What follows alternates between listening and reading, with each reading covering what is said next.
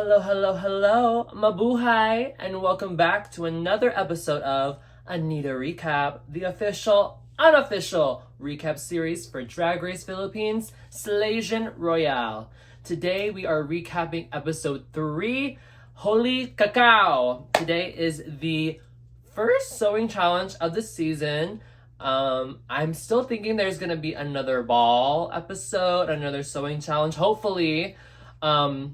I just want to see Miss Suki Doll shine. Y'all, this episode, things got really intense for the first time. The first 2 episodes, which you haven't seen, if you have not seen my review of those 2 episodes, please go watch them. They are fierce, in my opinion. But this episode was like the first time in the competition where like the competitors are really feeling it. There's a lot of tears. There's a lot of like trauma. I don't want to say trauma dumping because that sounds like negative, but like trauma dumping. I have a lot of thoughts and opinions about what is going to be going on. But without further ado, let us get started with the episode. Okay, for those of you who are new to this series, please enjoy this mug. Get into the look, get into the glam, get into the look, get into the glam. Because your girl is a blind bandit. So for the rest of this episode, we are just going to lock in. Oh my god. Oof, my room is a mess.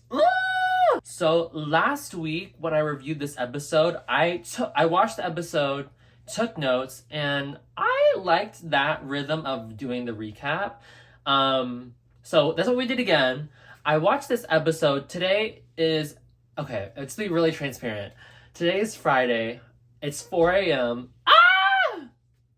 I know. That's wild. Girl, I'm up here in full drags. Full drags. I'm literally wearing shorts. Full drags at 4 a.m. on a Friday. Girl. But like, believe it or not, your girl is a booked and busy diva.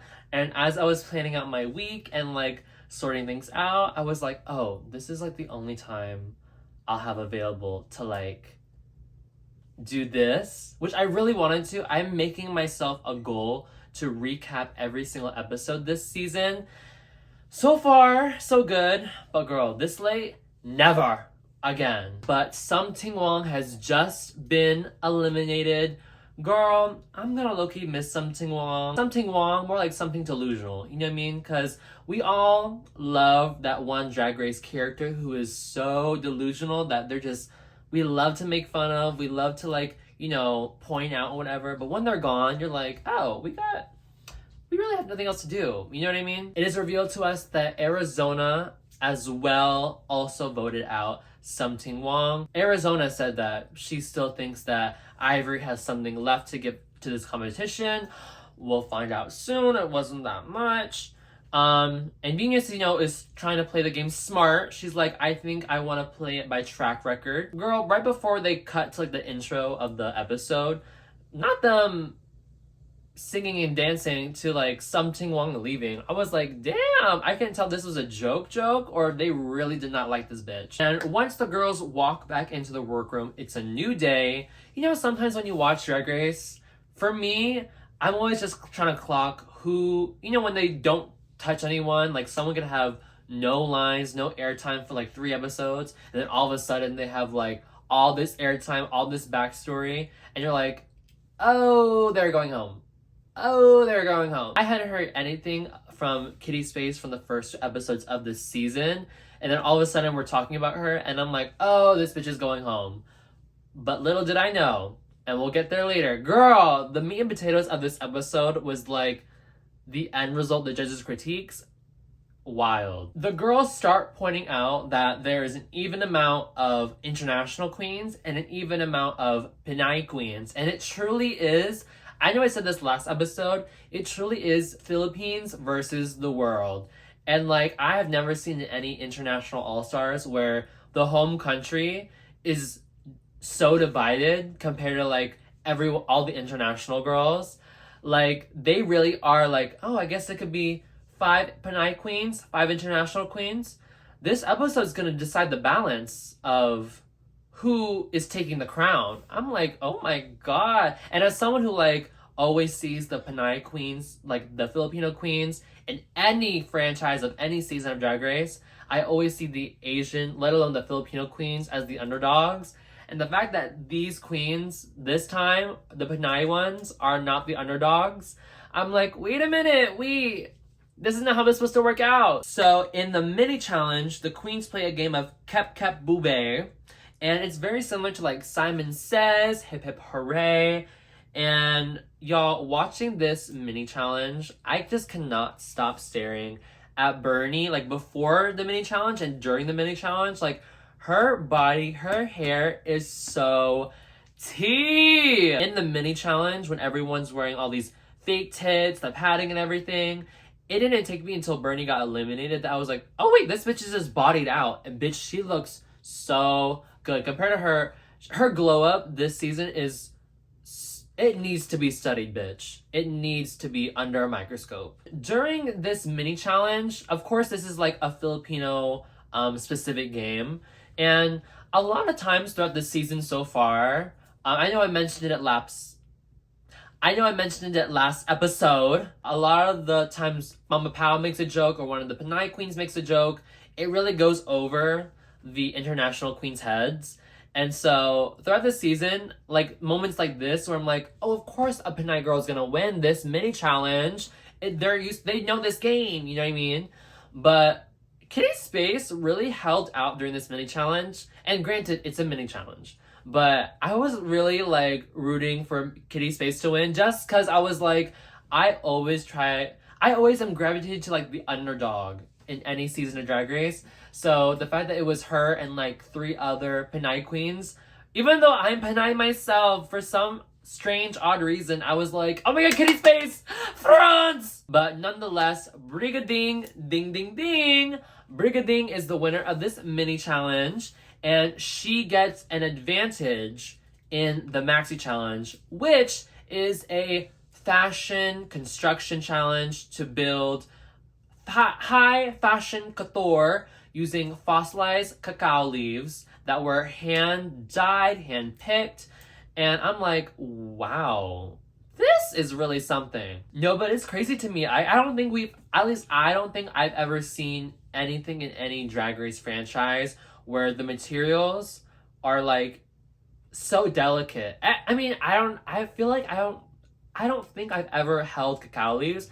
Now, I could be completely wrong, but just the way that they were presenting it in the edit of the show made it seem like these things were so delicate and so, like, valuable, of course, because they were handpicked, and they showed that little montage of people, like, you know, picking them, dyeing them, cleaning them, and so I feel like this is just, like, it's like playing with gold leaf in a way, you know what I mean? Like, we're just giving all the contestants 900, like, pieces of gold leaf, you know what I mean? I'm like, oh my god, I don't want to, like, be reckless with any of them, you know what I mean?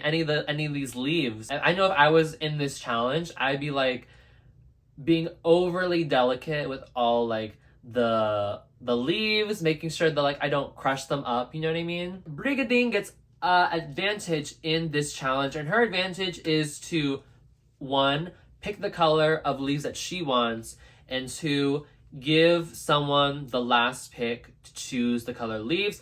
Now I will say there was a few different colors up there. Looking at the colors here, I would say the one that I would pick if I was Brigadine, my first instinct would probably be red. Like, red isn't necessarily my favorite color, but for me in drag, it's the color I think I wear the most often.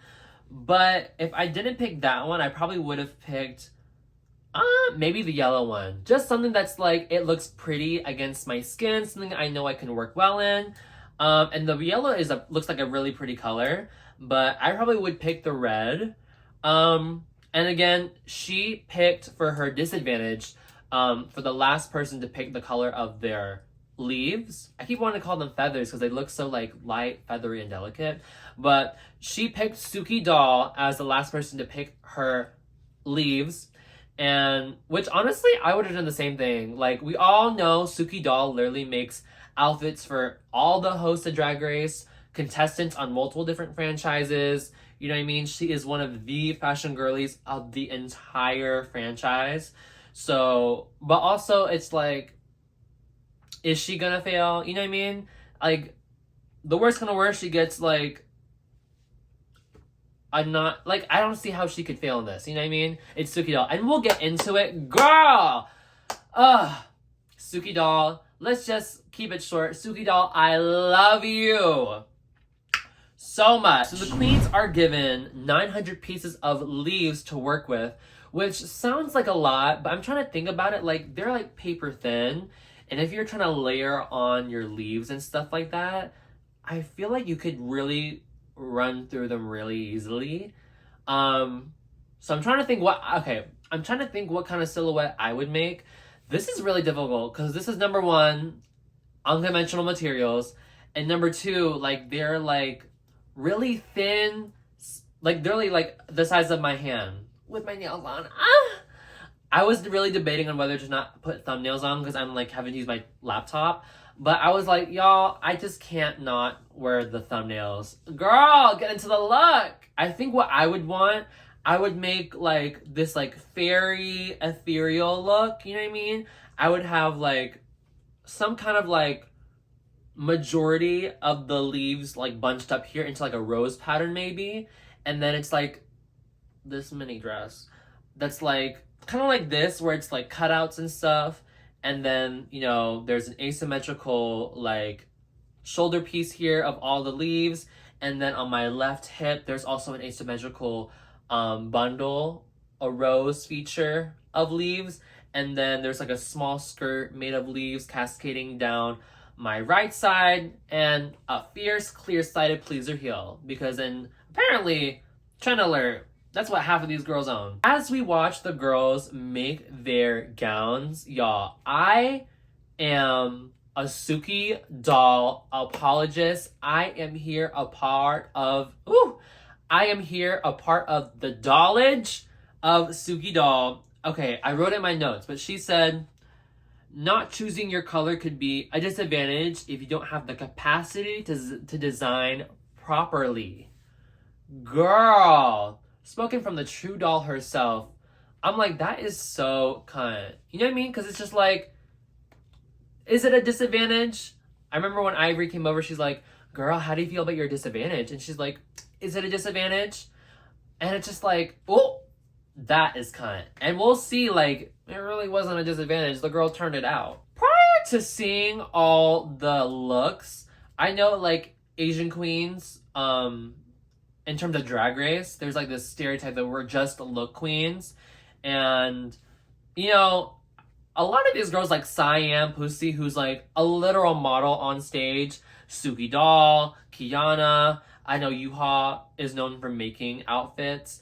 At least half of these girls are known for, you know, constructing outfits and really turning out. So I was really excited to see what these girls will turn out. When we get to the walkthroughs, y'all, Mama Pao is literally on one. I can't tell if she likes or is she just messing with half these girls. Like, she literally, when Venus was showing her sketch, she was like, oh, so you're planning to create a squiggle. Mama Pao woke up and chose chaos. I'm like, girl, that is a little crazy, girl. Shit. And the drawing wasn't like crazy bad either. It was literally just like, you know, a sketch. You know what I mean? Granted, whenever I make stuff, like, I don't really sketch it out. You know what I mean? I have it in my head of like the silhouette I'm going for. But she's like, oh, so you're going to create a squiggle. Oh my god. Mama Pao, that is nasty work. And then when she's talking to like Ivory Glaze and Kitty Space, she seems like so disinterested. I can't tell if she's being really sarcastic or if she's literally just like the way Maxi was with the girls last week to the international girls is the way Mama Pao was talking to Kitty Space and Ivory Glaze. She's literally like, oh, okay, yeah. Well, you know you've worn that silhouette already once. Girl, it's the 3rd episode. What do you want me to do? You know what I mean? Oh, wow. Wow. The color black. Again. Interesting. Girl, it's the 3rd episode. What do you want me to do? You know what I mean?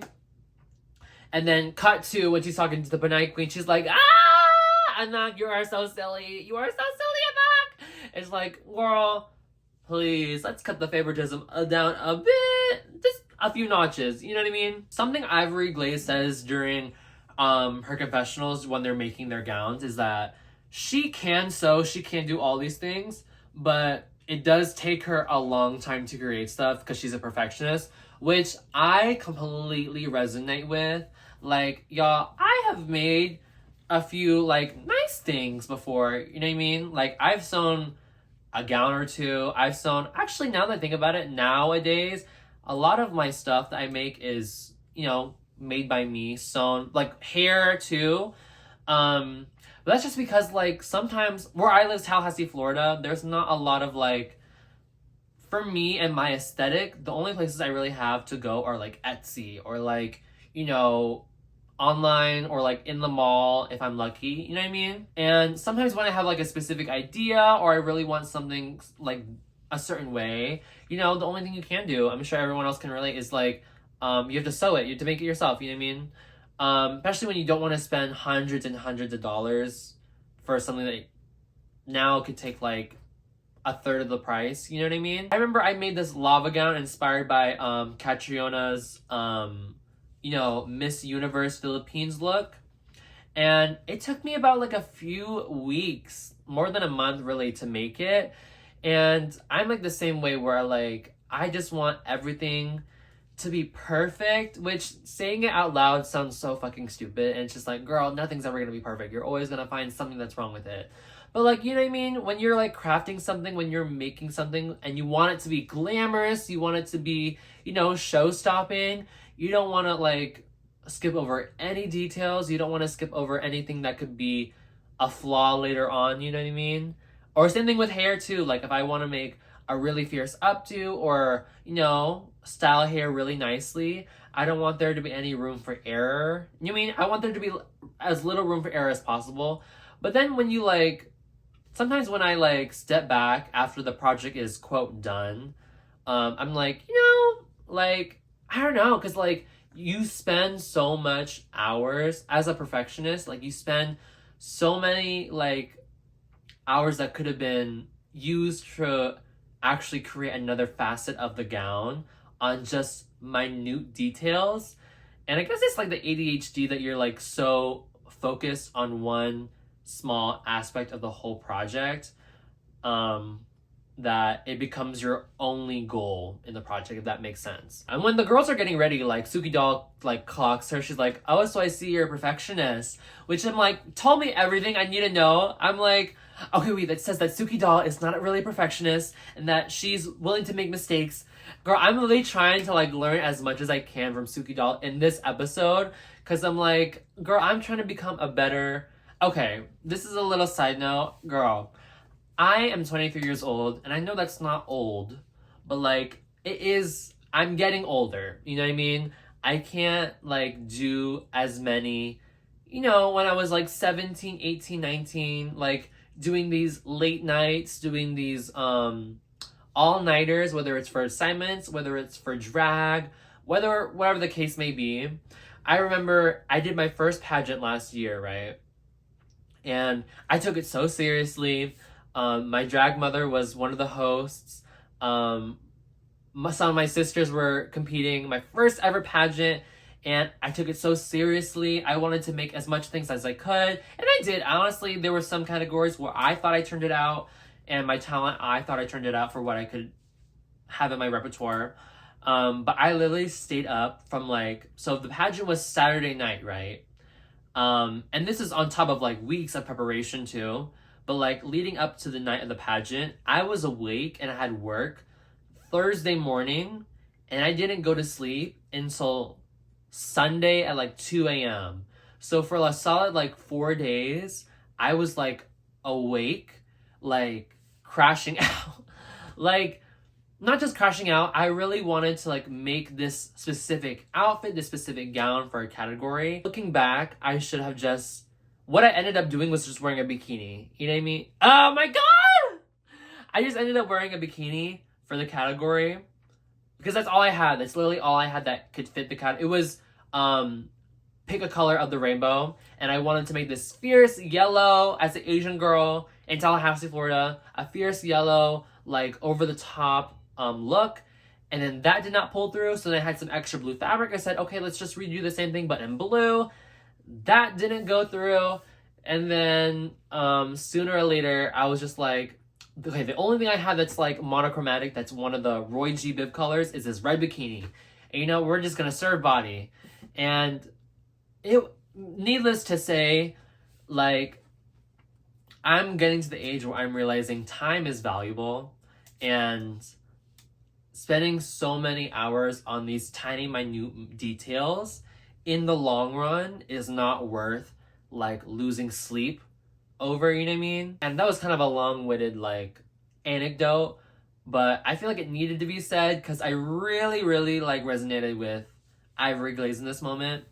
And speaking of Ivory Glaze, in the mirror message, like, is when we start to see like, not the mirror message, in like the girls getting ready is when we start to see like, you know, the girls getting emotional. The Asian like-ness, and maybe it's for other cultures too. Sign off in the comments below if you also feel this. But like, the constant need to like, for approval in the Asian community, girl, that will take like an hour in itself. I don't want to harp on it too long. But like, if any of y'all have seen Mulan, which, girl, if you have not seen Mulan, what the fuck are you doing? But like, literally that scene in the last part of the movie where she's like, she brings to her dad the crest of the emperor, a signia that says like, the best of the best, the highest of the highest, the most powerful of the most powerful person in the world has now given your daughter the sign of approval. And then the sword of Shan Yu, the most vicious of the vicious, the most evil of the most evil in the world, has been defeated by your daughter. And she is not presenting one or the other. She's presenting you with both, the crest and the sword.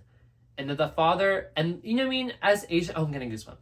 As Asian kids, that's sometimes what it feels like we have to do to show, you know, parents, as cheesy as it is, that like, we matter in a sense, which saying it out loud, it's like, you dumb bitch, you sound so fucking cheesy. You're lactose intolerant, bitch. Why the fuck are you so fucking cheesy? You know what I mean? But like, that's what it does feel like sometimes. But, and we lose sight of like, you know what I mean? Of thing. Okay, I'm kind of blabbering, but if you get it, you get it. The girls who get it, and the girls who don't, must be nice. Okay, so now we are brought to the runway, and let us get into Mama Pow's look. Mother Pow, I am not living for this look. Girl, this season started out so strong with Mama Pow's look in that, you know, Filipino flag gown, and I was really thinking that, you know, this would be her redemption arc because it's, you know, an all-star season. I did not live for this look. I mean, if we want to go with the green Filipiniana gown, like, I think this gown should have been cinched in more. I don't understand why the color of the gloves, why they're the color. And then the top is like, I wish she had breast on. Which is crazy because I don't have breast on. But like, if you're going for like a more maternal look, like, I feel like you gotta go with like the body. You know what I mean? Especially if you're going with this like 1950s like homemaker mom-esque hair. Like, you gotta go with, I mean, she has the hips, but like slim waist, big titties, and again, I would lose the gloves. This is going to be my first clocked for Mama Pow this season.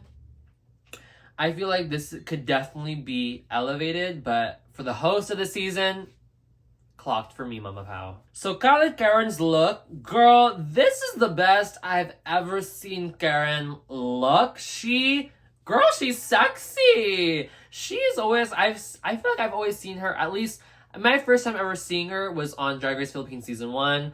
I don't know her outside of Drag Race. But her body is T, and I didn't know that she was trans. I really thought she was a cis woman down. But her body is T, and again, it's crazy how you could be a guest host or a guest judge or one of the judges, and the fact that you look better than the actual host is crazy to me. This is obviously 12s across the board. Yeah, she's giving body down. It fits her well. But yeah, 12s across the board for me, Karen. And then our other judge for this episode is Pangina Heels, boy version.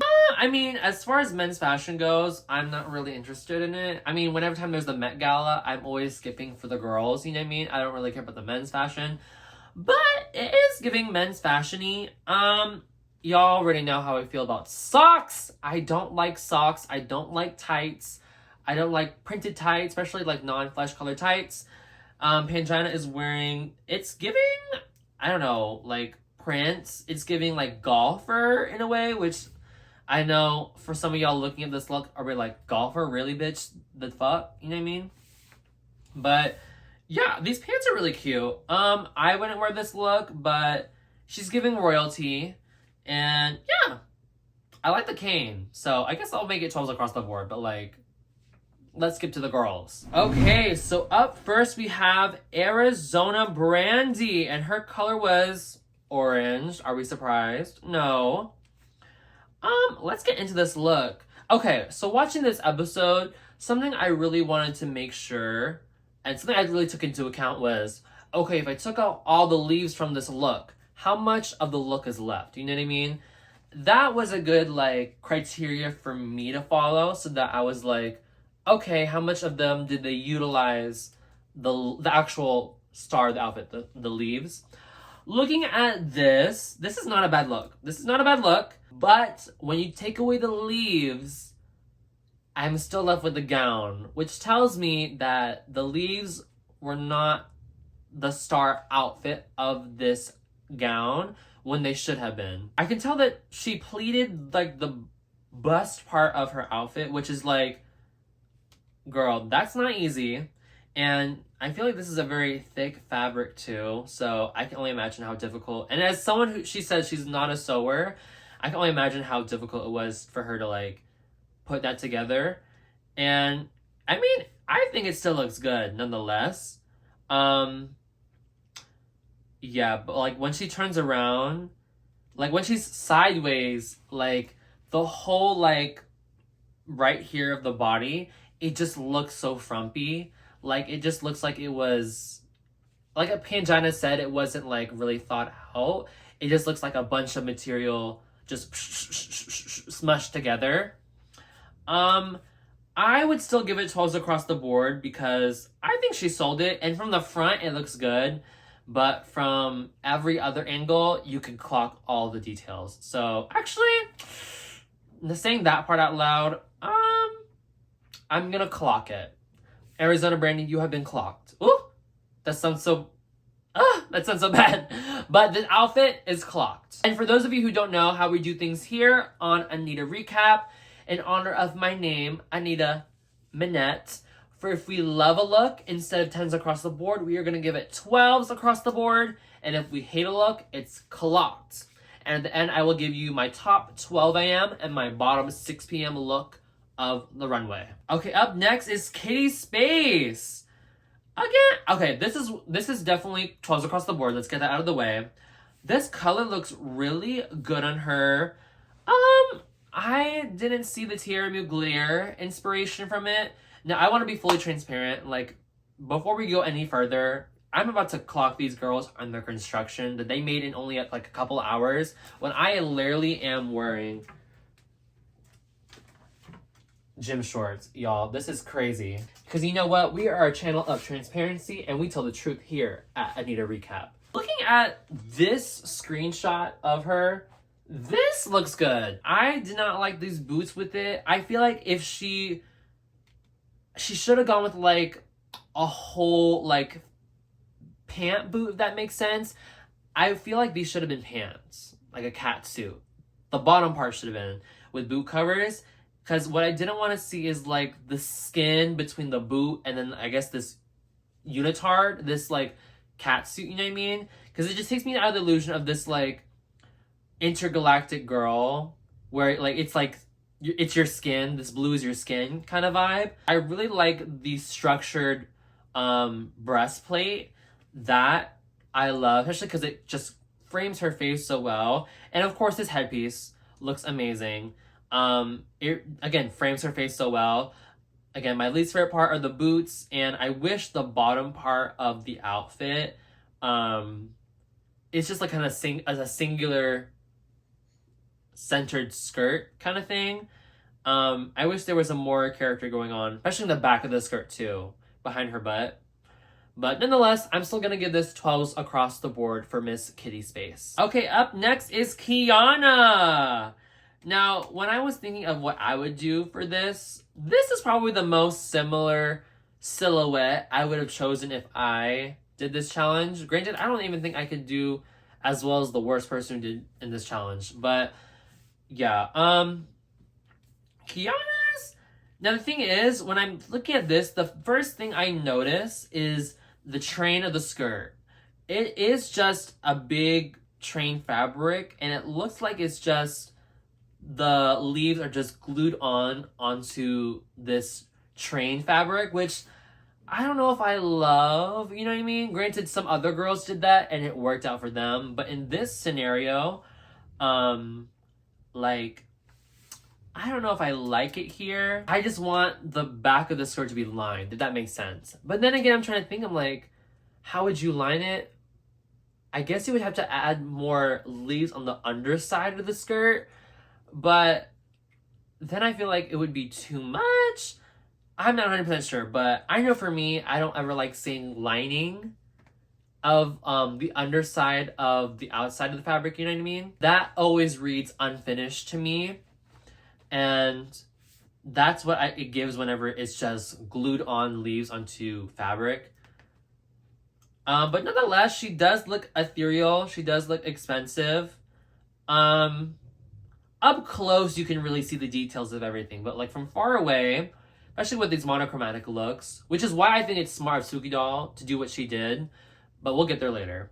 But with these monochromatic all one color looks, it's hard to really get into the details of it, because now that I'm seeing it really up close, I can see the layering, I can see the depths, I can see the composition, the different layers of the leaves, you know what I mean? But from far away, you can't really see it. It just looks like one dress. But I'm still gonna give her 12s across the board for my love, Kiana. Up next, Siam Pussy. Y'all, I was really underwhelmed and surprised with how bad this look ended up being. Like, I remember seeing these tits in the workroom and being like, oh, she's going with those, really? Those were the same ones for the mini challenge. I was like, oh, she really has a concept. First of all, looking at it, my least favorite part is like the groin / thigh area, of course.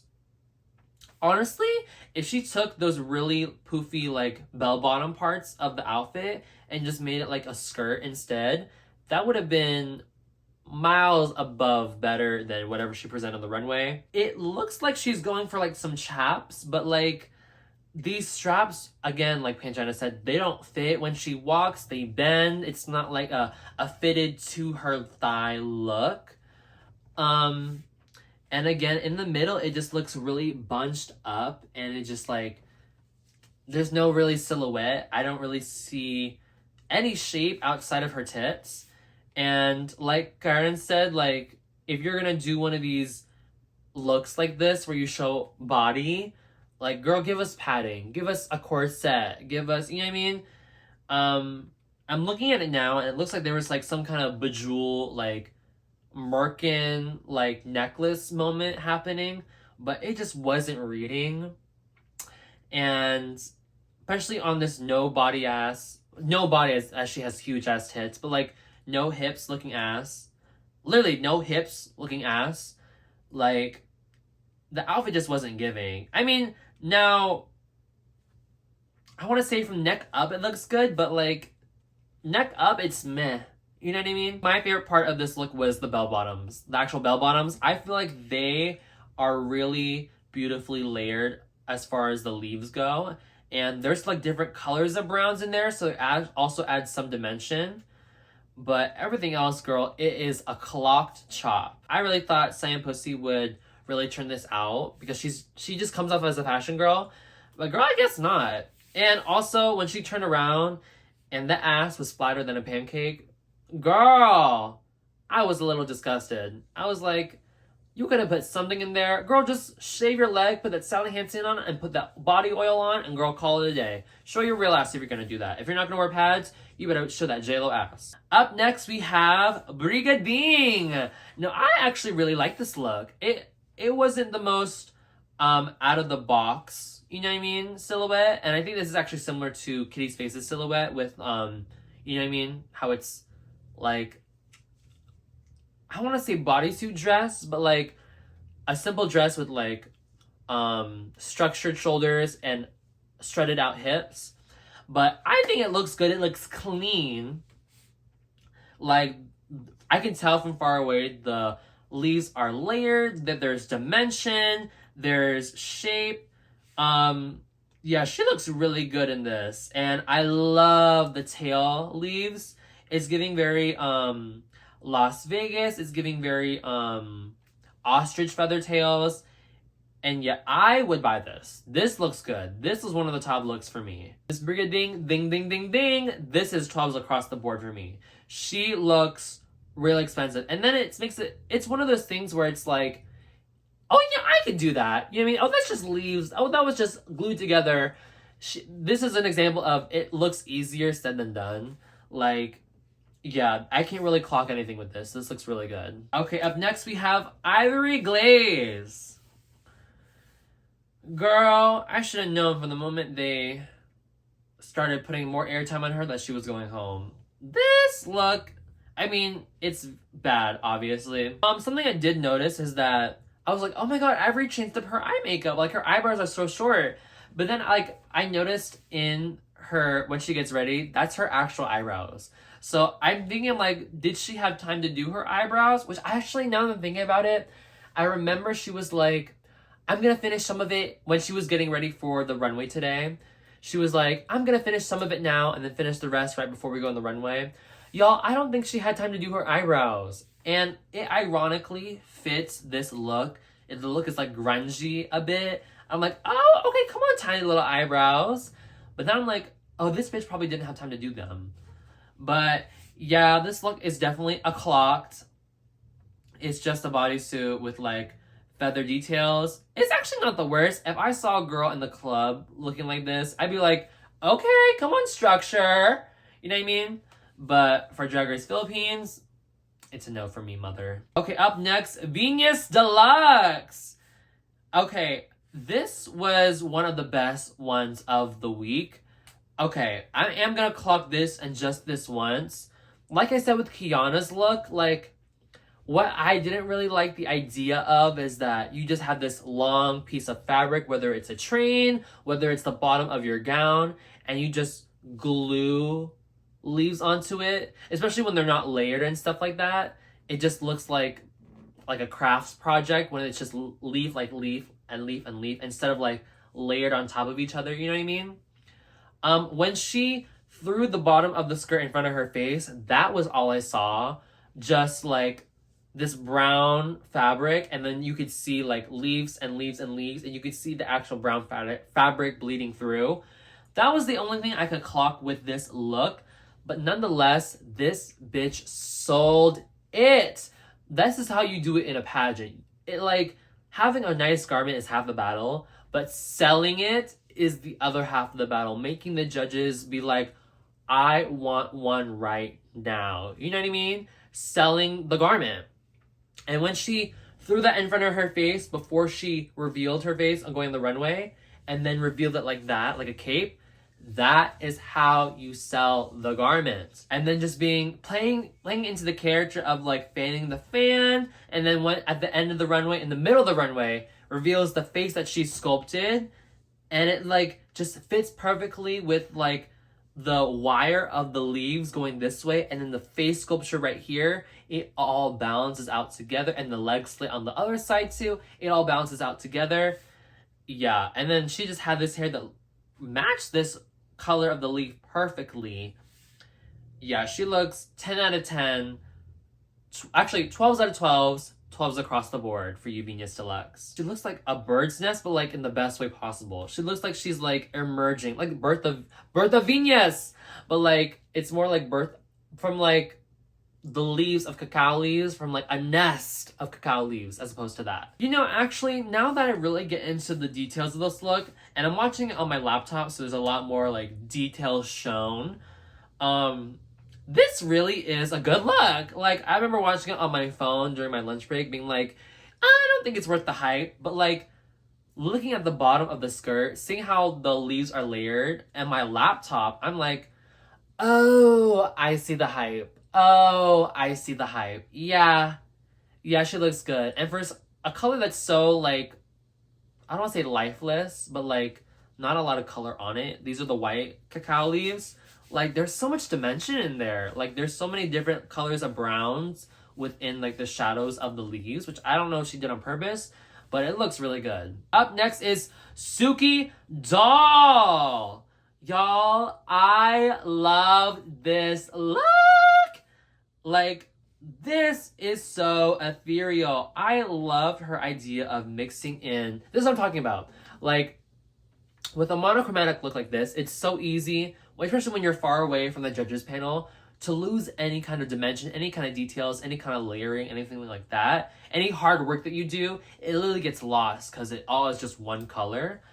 But her incorporation of the gold leaf, the gold color, was so beautiful. It just complemented her skin, the color of the leaves so well. It made sense for me. Like, it's very deconstructed, very fashion forward. The way she sold it is amazing too. And again, if I took away leaves from this look, I would take away the whole outfit. You know what I mean? Which is something that I'm like remembering to keep in mind, is if I took away leaves from this outfit, how much of the outfit is left? I mean, are we surprised with Suki Doll? You know what I mean? This is something we expected her to bring. And one of my other favorite things is this cunt-ass ponytail she has.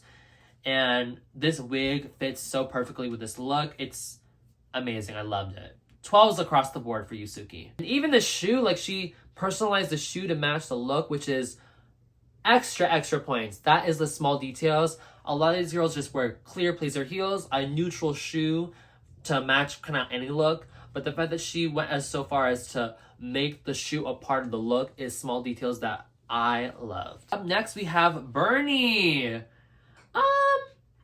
I think her body is selling a majority of this look. I feel like the skirt part is definitely long.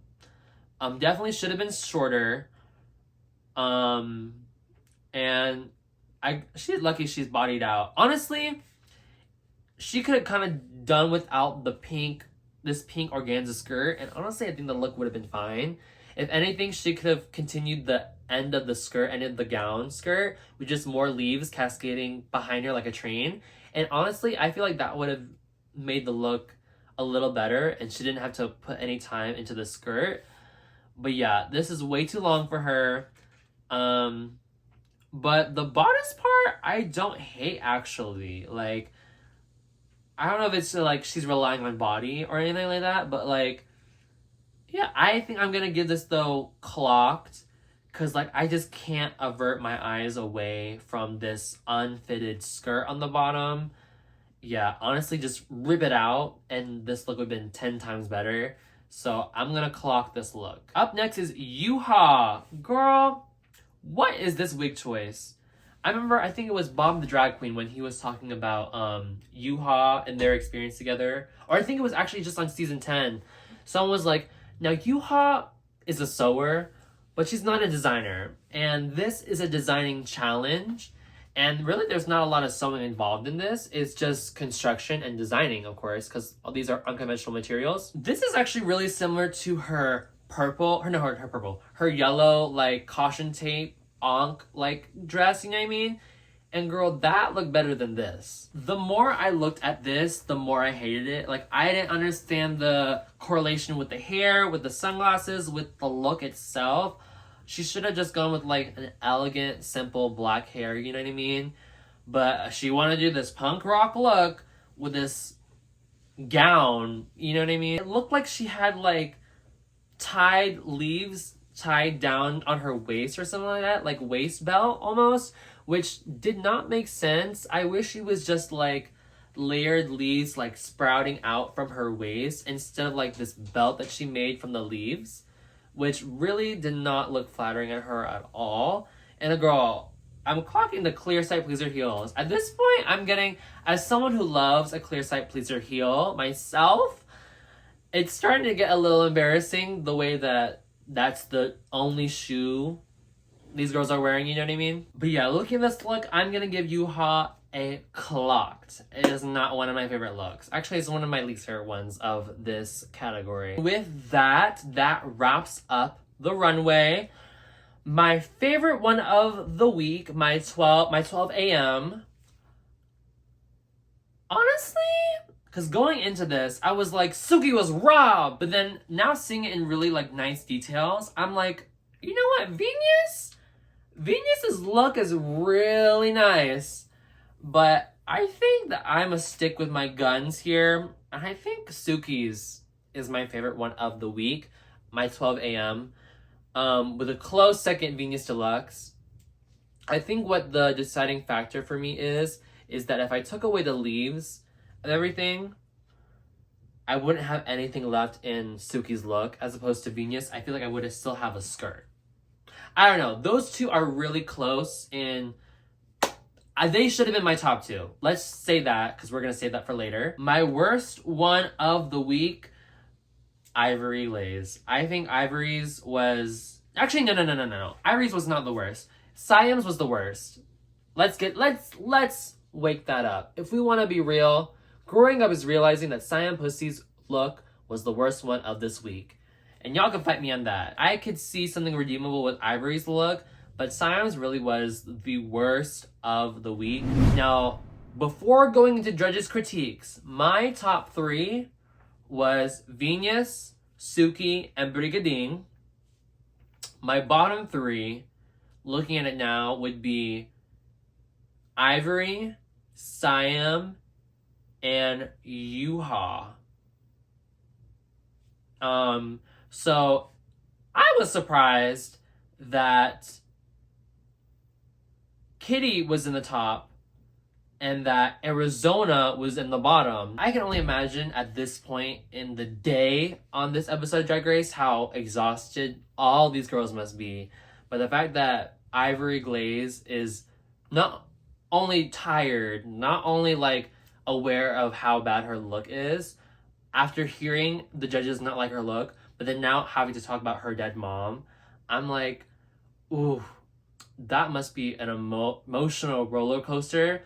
And then when Mama Pao is like prying her to like keep talking about her emotions when she is clearly like unwanting to like, you know, show this kind of vulnerability on the world stage.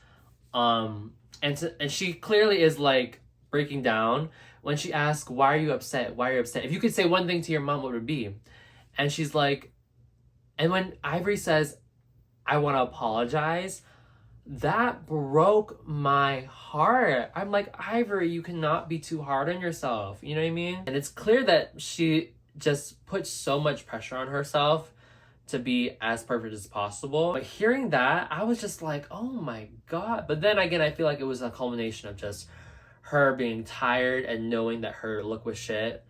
So, but much love to you, Ivory. But at the end of the judges' critiques, it is announced that Suki and Siam are safe and that Venus and Kitty Space are the top two of this week, and the bottom two are Arizona and Ivory.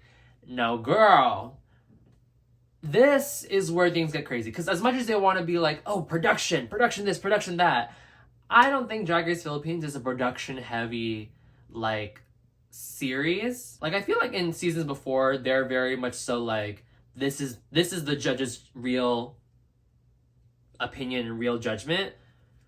But I was kind of gagged that Suki was not in the top, and the fact that Kitty was in the top over her. Kitty, I wouldn't even have put in my top three. First of all, Mama Pao trying to clock these girls' looks and what she was wearing, that was wild to me. I'm like, Mama Pao, you're trying to clock Suki Doll for not wearing a waist, but then your outfit doesn't even have enough waist in it. I'm like, make it make sense. Make it make sense. If 1 plus 1 equals 2, and 2 plus 2 equals 4, then why the fuck are we talking about a waste? You know what I mean? No, but it was gaggy, because even in Untucked, the girls also agreed that Suki should have been in the top, and that Kitty was in the bottom that episode. And come to their surprise that Kitty was in the top and Arizona was in the bottom along with Ivory. Nonetheless, God bless Mother Doll, Suki Doll. She said, you know what? I may not be in the top, but let's not rain on Kitty's Faces Parade. Like, she had a rough first 2 episodes and she's finally found her footing. I don't want her to leave this episode, leave home feeling like she wasn't good enough despite being in the top. I'm like, oh my god, Suki Doll, you are the Miss Congeniality. I'm already calling it. If they do a Miss Congeniality season, it's Suki Doll. Like, she is so mother. She is so nurturing. And she is just like very selfless. Even despite having arguably the best look of the episode, not without even though all the girls were like, you were robbed, she was like, you know what, let's not take the shine away from this girl. That is star quality right there. We move on to Arizona and Ivory kind of pleading their case. And girl, the emotions are running high. Like, Arizona is literally like bawling her eyes out. She feels like she's embarrassed because she's the first Panay queen to be in the bottom. And yeah, it's just from every corner of the room, everyone is just on high emotion. And again, this was the first time. It really shows like how seriously not just the Panay queens but all the Asian girls take this competition, which is something I have been dying to see. Like, just the drive everyone has and like the passion everyone has behind their craft and willingness to go forward in this competition is why I love this season so much. But on top of that, Venus is so unserious. In her confessional, she's like cracking jokes in the middle of like a heightened moment. Whenever like they're about to pick their lipsticks, she's like, I have only one thing to say to Kitty. Hello. I'm like, shut the fuck up. This bitch is so fucking stupid. And yeah, she truly is. Well, I will say this. I was gonna say Venus is the narrator of the season. No. Arizona is the narrator of the season. I feel like Venus is the comedy queen of the season. That's the difference. Now we move into the lip sync for your legacy. Looking at it, like, Venus has this one in the bag. Like, I really like actually what she was wearing. I thought this dress looked really cute on her. This like black, like fringy dress. And as in the first part of the lip sync, you know, Venus is very expressive with her face. You know, she has a really big smile. She really lip syncs with her eyes, if that makes sense. And which is very, very juxtaposition different than what Kitty Space is doing. She's very like, very that with her mouth movements. And then I didn't realize it until the second part of the song when they're like right next to each other. I said, oh, Kitty doesn't know the words. And she's like trying her best to conceal her face, to like dance it, look like she's too busy dancing. And I'm like, girl, you're gonna do that right in front of Pangina, right there after she read the fuck out of Silent Pussy? Girl. But also, I've never heard this song before, but Pangina has some hits under her belt. This is kind of a bop. But yeah, it was clear that Kitty had some struggle emoting the song and competing with someone like Venus who was all about expression. Girl. And Venus mopped the floor with her. She timed her stunts perfectly. Yeah, this was, from the moment she stepped on the stage, we knew Venus was gonna win this one. And so now comes time for the elimination. And honestly, leading up to it, I really, for some reason, part of me really thought that Venus had Arizona's name in her lipstick. And I was like, oh my god, is she about to send home a Filipino girl? Like, is a Filipino girl about to send home another Panay girl? And, but lo and behold, she sends home Ivory Glaze, and the Philippines versus the world battle continues. Who she sends home is really gonna set the scene for the next eliminations coming up and the alliances coming up. And I feel like this elimination has further solidified the Panay Queens versus the international girlies. And girl, I feel like the moment an international girl gets in the top two and there's a Filipino girl in the bottom, one of those Filipino girls is gonna go home. And I loathe the day that happens, but I think that's gonna happen. And it's just gonna be like, without even thinking, it's gonna be like, oh, I'm an international queen at the top. Oh, we're sending home a Panay queen right now. In conclusion of this episode, y'all, I have revised my top 3 of this season. Okay, before this, my top 3 were Kiana, Bernie, and Arizona. And I thought Arizona and Kiana are going to be the top 2. My top 2 is going to go back to Kiana, Arizona, and Suki. Now, granted, Suki did not win this challenge, and I feel like they're going to try and get her out now that she isn't the fashion. She didn't win the fashion challenge as the fashion girl. I feel like they're going to I don't know. I want her in the end. I want Suki in the end. She is two mothers. She's been such a light at the end of the tunnel energy in this cast. And I just can't imagine a finale without Suki Doll. I think the winner is still going to be Kiana. And like I said before, if one of the international girls gets in the top 2 and one of the Pinay girls is in the bottom, one of those Pinay girls is going home. And of the 5 left, one of them is going to not make it into the finale. And looking at who is there, I think it's between Brigadine and Bernie, who is going to get the chop, who's going to be one of the first Panay girls to go home this season. That's what I'm thinking. Granted, I would love a world where the top 5 is all Panay girls. But yeah, I think Suki Doll is going to be one of the international girls to make it to the end. And I think either Brigadine or Bernie are going to be the first Pinay girls to go home. But with that being said, that is the end of this episode of Anitta Recap. I hope y'all enjoy. Comment down below who y'all thought should have won this episode. If y'all agreed that Venus and Kitty Space should have been the top 2. Or if you think that Venus and Suki Doll should have been the top 2. And also if you think that Ivory should have gone home over Arizona. Would you have picked track record or would you have picked strategy? With that being said, I will see y'all next week.